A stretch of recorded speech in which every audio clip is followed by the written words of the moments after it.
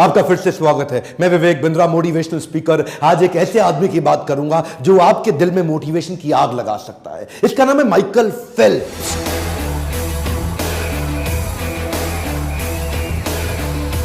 शायद आपने ज्यादा ना सुना हो, पर आपको इतना बता दूं कि पृथ्वी के इतिहास में किसी भी गेम में, किसी भी साल में, किसी भी देश में, किसी भी प्रकार से इससे ज्यादा मेडल दुनिया में ना कोई जीत सका और आसानी से जीत भी नहीं पाएगा। 7 साल की छोटी उम्र से स्विमिंग सीखना शुरू किया, इतना फोकस, इतना एब्जॉर्ब कि 10 साल की उम्र तक नेशनल रिकॉर्ड तोड़ दिए। 12 साल की उम्र में अपनी कैटेगरी के अगले नेशनल रिकॉर्ड तोड़ दिए। 15 साल की उम्र में स्कूल में रहते रहते पहला बच्चा बना अमेरिका के अंदर जो ओलंपिक्स तक पहुंच गया। उसके बाद जब तक ये स्कूल में था ना, तब तक अभी लाइसेंस नहीं मिला इसको ड्राइविंग का, लेकिन दुनिया के सारे रिकॉर्ड तोड़ दिए। और जब तक कॉलेज की उम्र में आया, अपने रिकॉर्ड पिछले फिर से तोड़ दिए। देखते ही देखते इस लड़के ने 4 ओलंपिक्स में 28 मेडल जीते।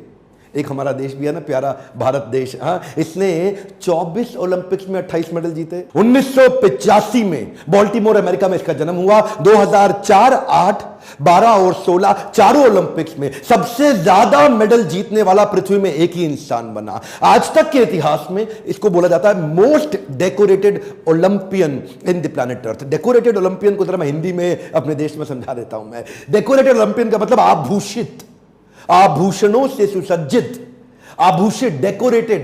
और कौन से आभूषण? गोल्ड मेडल के आभूषण।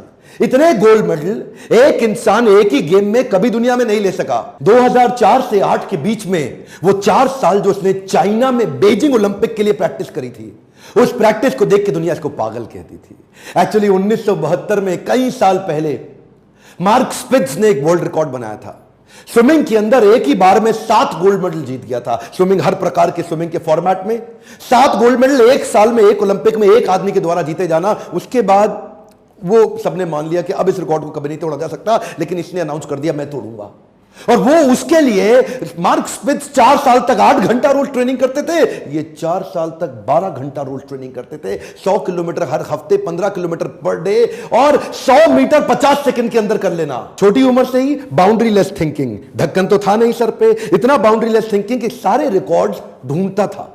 स्विमिंग में जितने भी प्रकार के रिकॉर्ड्स बने हैं उनको सामने पेपर पे लाता था, प्लान करता था और उस रिकॉर्ड को तैयारी के साथ तोड़ देता था। उस रिकॉर्ड को तोड़ने के बाद जो नया रिकॉर्ड बनाता उसको फिर से तोड़ देता था, और उसके बाद जो नया रिकॉर्ड बनाता उसको फिर से तोड़ देता था। अपने रिकॉर्ड बना के अपने ही रिकॉर्ड को तोड़ तोड़ के इतने रिकॉर्ड बना लिए कि यह भी एक रिकॉर्ड बन गया कि इतने रिकॉर्ड कोई कैसे बना सकता है। केवल इसके रिकॉर्ड्स बताना इस वीडियो के अंदर मेरा मकसद नहीं है। मैं तो मेरे प्यारे देशवासियों को तैयार कराना चाहता हूं कि वो कैसे ऐसी विचारधारा ला सके, वो कैसे ऐसा थॉट प्रोसेस, ऐसा एटीट्यूड, बर्निंग डिजायर क्रिएट कर सके। इतना आसान नहीं था इसका जीवन। जो उसका बचपन था बहुत संघर्षपूर्ण बीता।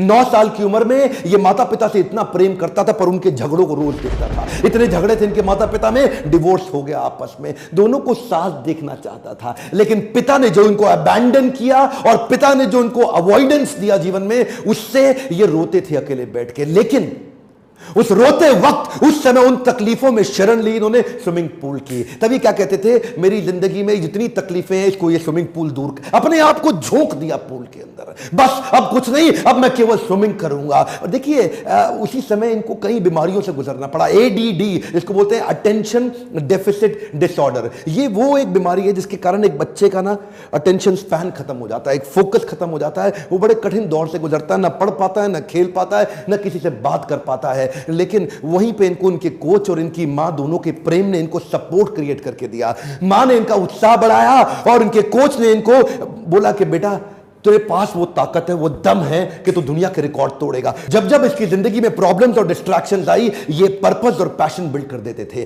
कि जब भी इनको तकलीफ होती थी अपने आप को धक्का मार के पूल में फेंक देते थे। वो जो deep sense of purpose create हुआ, उसने इनको एडिशनल लेयर ऑफ इंस्पिरेशन और मोटिवेशन क्रिएट करके दी। ये जो additional layer of inspiration and motivation है, इस डीप सेंस ऑफ पर्पस से मेडल जीतने के बाद इन्होंने खुद माइकल फेल्प्स फाउंडेशन की तैयारी करी। बोले जिस स्विमिंग ने मुझको वापस खड़ा किया वो मैं पूरी दुनिया को देना चाहता हूं। केवल मेडल जीतना मेरा पर्पस नहीं, बल्कि स्विमिंग को लोगों के जीवन जीने के तरीके में डाल दूंगा। अपना पैसा जो कमा के लाते थे उसको अपनी एनजीओ में डालते थे, ताकि इस प्रकार से स्विमिंग का फायदा बाकी दुनिया को भी मिल सके। इनके मन के अंदर ना इच्छा होती थी टू अचीव द अनअचीवेबल।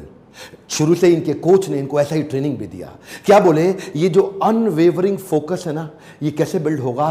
कान के अंदर हेलमेट में ईयरफोन लगा के सामने गॉगल्स पे न लेफ्ट देखना है न राइट देखना है, अपनी लेन के अंदर अनवेवरिंग फोकस, ना इधर ना इधर, सामने इनके। अच्छा, तब इन्होंने अनाउंस कर दिया कि मैं मार्क स्पिच का रिकॉर्ड तोड़ूं। इसके कॉम्पिटिटर इयान थॉर्प ने इसका बहुत मजाक उड़ाया एक्चुअली, क्योंकि एक साल के अंदर 7 गोल्ड मेडल से ज्यादा एक ही बार में जीत जाना ये वास्तव में चुनौतीपूर्ण तो था, लगता था असंभव है, और मजाक भी इनका बहुत उड़ाया। लेकिन इन्होंने क्या किया, The negative annotation by competition will become his motivation। ये क्या कहते थे, तुम मेरी जितनी बेइज्जती कर रहे हो वो मुझे फ्यूल अप कर रहा है, वो मेरे लिए पेट्रोल की तरह, एक फ्यूल की तरह काम कर रहा है मेरी एनर्जी को बढ़ाने के लिए। ये अपने आप को ना ऑटो सजेशन देते थे, आत्म सुझाव, let's get ready for unachievable, come on come on come on, let's get ready. ये हर बार अपने आप को सुझाव देते थे, पॉजिटिव इंस्ट्रक्शन के, अनवेवरिंग माइंडसेट, हाँ let's get ready, come on come on come on come on, जोर से अपने आप को बोलते थे लेट्स गेट रेडी। 2004 में 6 मेडल तो जीत गया था,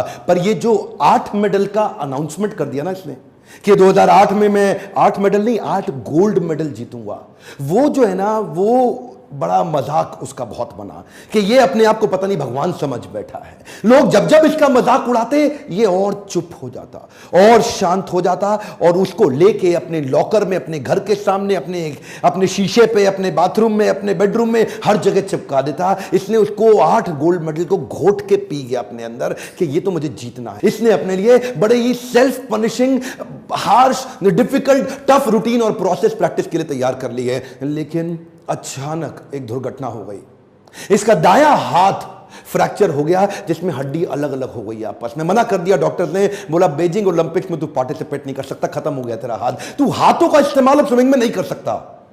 इसका तो दिमाग हिला हुआ था, बोला मैं अनाउंस कर चुका हूं, मेरे को तो बीजिंग ओलंपिक जीतना ही जीतना, और जीतना नहीं है 8 मेडल नहीं 8 गोल्ड मेडल चाहिए। लेकिन वो जो हाथ टूट गया, सबने बोला पागल है क्या, अगली बार अगले ओलंपिक्स में कर ले, जिंदा रहेगा तो करेगा ना। अच्छा, सोल्यूशन और पॉसिबिलिटीज पे इतना फोकस करता कि मन ही मन इसको एक आइडिया आया। ये डॉक्टर्स को और भगवान को धन्यवाद किया, बोला अच्छा हुआ मेरा हाथ टूट गया, अब मैं अलग प्रकार की प्रैक्टिस करूंगा, 1 साल तक केवल पांव से स्विमिंग करूंगा, वो प्रैक्टिस अपने पांव को चलाने की स्पीड पे कर डालूंगा जो कोई और नहीं कर पाता। क्यों? क्योंकि उसके साथ में हाथ भी चलता है। इसने अपने पांव से स्विमिंग कर करके इतनी एक्स्ट्रा मजबूती ला दी कि जब तक इसका हाथ रिकवर हुआ इसकी स्पीड को कोई मैच ही ना कर पाए, और वो हाथ टूटने के बावजूद बीजिंग ओलंपिक्स में ये उतरा, एक के बाद एक ये रेस जीता चला गया, हर एक में गोल्ड मेडल मिलता चला गया। और इसी के बाद आया 200 मीटर का बटरफ्लाई। ये जब 200 मीटर के बटरफ्लाई में भाई साहब कूदे तो इनका जो गॉगल्स था वो क्रैक कर गया, और जो गॉगल्स क्रैक हुआ ना, रेस चालू हो चुकी है, अब रुकने की कोई संभावना नहीं है। लेकिन गॉगल्स में पानी घुसने लगा, वो पानी घुसने से इसको डिस्टर्बेंस हो रही थी, पर ये रुका नहीं, बाहर से देख के किसी को पता नहीं लगा, ये पूरी तेजी से चलता रहा। क्यों? उसकी पुरानी हैबिट और उसकी प्रैक्टिस, उसकी स्पीड उसको काम आ रही थी। इसने गिने हुए थे कि हर 20वें हाथ पे मेरी एक ब्रेथ पार होगी, हर 20वें हाथ में मेरी दूसरी ब्रेथ पार होगी, और फिर 20वें हाथ में मेरी तीसरी ब्रेथ पार होगी। वो कैलकुलेटेड टाइम और उस फोकस के साथ 100 मीटर के बाद अंधा हो चुका था। ये कुछ नहीं दिख रहा था, लेकिन अब किसी बहाने का टाइम नहीं। एक भी मेडल में सिल्वर या ब्रोंज आया तो 8 का रिकॉर्ड खराब हो जाएगा। ये हाथ पे हाथ मारता चला गया, और आखिरी 20वें हाथ पे जब फर्श छुआ, गर्दन उठाई और ऊपर क्या देखता है, ऊपर लिखा है WR। क्या? WR का मतलब है वर्ल्ड रिकॉर्ड।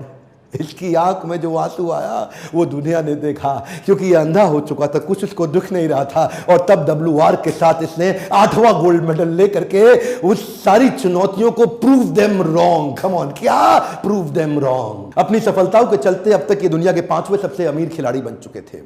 कई नए दोस्त आए, नए रिश्ते बने, और जो प्रेम का पुराना खोखलापन था वो पैसे से, सफलता और रिस्पेक्ट से भर नहीं जाता। शायद उसी के चलते ये उसी प्रेम और संतुष्टि की तलाश में कुछ गलत आदतों में पड़ गए, और जिसी के चलते इनको कुछ ही समय के अंदर DUI, जिसको बोलते हैं driving under the influence of intoxication, उसके चलते इनको 2 बार जेल में भी डाला गया, रिक्रिएशनल ड्रग्स के साथ पकड़ा गया, पार्टी के स्मोकिंग लॉट में इनको पकड़ा गया कई बार। ये तो वो चीजें हैं जो पूरी तरह से मीडिया कवरेज में भी आई, जेल तक इनको जाना पड़ा, इनको बैन भी लगा टेम्पररी स्विमिंग के लिए। वो सारी तकलीफों ने इनको पूरी तरह झकझोर दिया। लोगों ने इनसे पूछा कि इतनी सफलता के बाद ये फेलियर देख के कैसा लग रहा है? बोले कैसा लग रहा है? कुछ नहीं लग रहा, हो गया फेलियर, कोई बात नहीं, हो गया, इंसान हूं, मुझसे भी गलती हो सकती है, हो गया, लेकिन अब नहीं करूंगा। मैं इतनी दूर आया हूं यहां तक रहने के लिए नहीं और आगे जाने के लिए। अब नहीं करूंगा, जो हो गया पुनर्जन्म, नया जीवन स्टार्ट, रीस्टार्ट करने जा रहा हूं। बाउंस बैक किया, वापस खड़ा हुआ, उधर सपोर्ट सिस्टम काम आया। इसकी माता जी जो इसकी मदर थी, जिन्होंने इसको आज तक इतना बड़ा ताकत दी, और इनका वो इटरनल कोच जो आज तक इनका कोच है, जो बचपन से इनका, उन्होंने आकर के इसको खड़ा किया। इन्होंने दूसरे स्पोर्ट्स में नजर डालनी शुरू करी कि बाकी खिलाड़ी कैसे खेलते हैं, वापस खड़े हो गए। 2012 में संन्यास ले चुके माइकल फेल्प्स 2014 के अंदर फिर अपने आप को खड़ा करने की कोशिश करी। Roger Federer, Rafael Nadal, Tiger Woods, ये दूसरे खेलों के खिलाड़ियों को देख के फिर से इंस्पिरेशन गैदर किया, बुरी आदतों से अपने आप को निकालने का प्रयास किया।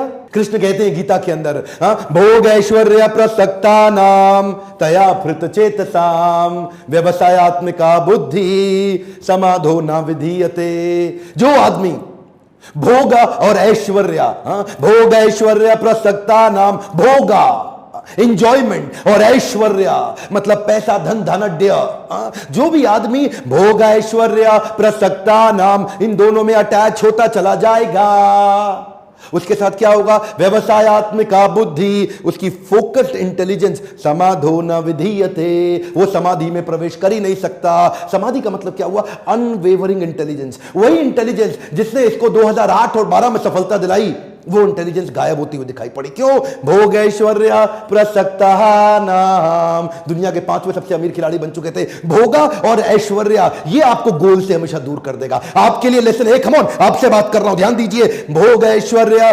प्रसक्ता नाम, जो भी आदमी पैसा आने के बाद भोगा और ऐश्वर्य में प्रवेश कर जाता है, समाधो न विधीयते, वो समाधि में प्रवेश नहीं कर सकता। डीप एब्जॉर्प्शन खत्म हो जाएगा, फोकस्ड इंटेलिजेंस खत्म हो जाएगी। भोग ऐश्वर्या से बाहर निकले और 2016 की तैयारी करी और दोबारा 5 गोल्ड मेडल के साथ फिर से बाउंस बैक किए। दुनिया भर में ये एक ही व्यक्ति ऐसा है जो 28 में 23 गोल्ड मेडल ले लिए, 28 मेडल ओलंपिक्स में, इनके अलावा किसी के पास नहीं है। एक आंकड़ा आपको देना चाहता हूं जो थोड़ा दुखी तो करेगा पर सीख, लर्निंग बहुत बड़ी देगा। पिछले लगभग 100 सालों के अंदर हमारा पूरा भारत मिलकर के 24 ओलंपिक्स में 57 खेलों को जोड़ के, समर ओलंपिक्स, विंटर ओलंपिक्स, 57 खेलों को जोड़ के पिछले 24 ओलंपिक्स के अंदर केवल 9 गोल्ड मेडल जीत सका। ये भाई साहब अकेले, एक हम पूरा देश नहीं, अकेले 4 ओलंपिक्स के अंदर 23 गोल्ड मेडल जीत गए। हमारा पूरा देश मिलके 9,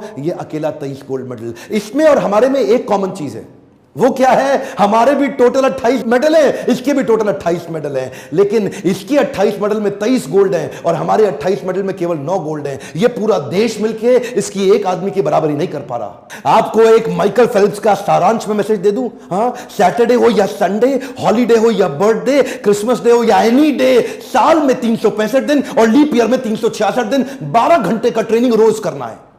12 घंटे का ट्रेनिंग रोज करना है, कोई ऑप्शन नहीं है। और ऊपर से जो इनका कोच था ना, वो बड़ा अजीबोगरीब आदमी, उसने बड़ा कमाल कर दिया। उसने इनकी शब्दावली बदल दी, इनकी वोकैबुलरी बदल दी। इनकी वोकैबुलरी से एक वर्ड डिलीट कर दिया, वो है ना।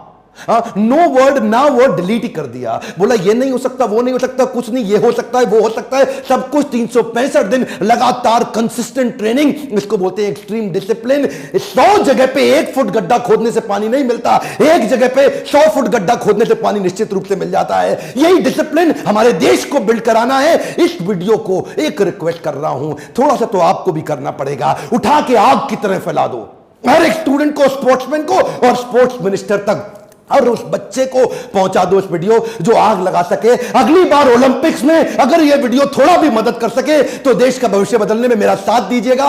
लाइक करिए अगर आपको ऐसे वीडियो अच्छे लगते हैं, सब्सक्राइब करके बेल आइकॉन नहीं दबाया, अगला शक्तिशाली वीडियो आपसे छूट जाएगा। कमेंट बॉक्स में लिखिए अगला कौन सा वीडियो देखना चाहते हैं। मेरे साथ जुड़े रहने के लिए, हर बार वापस आके वीडियो देखने के लिए प्रेम से आपका धन्यवाद।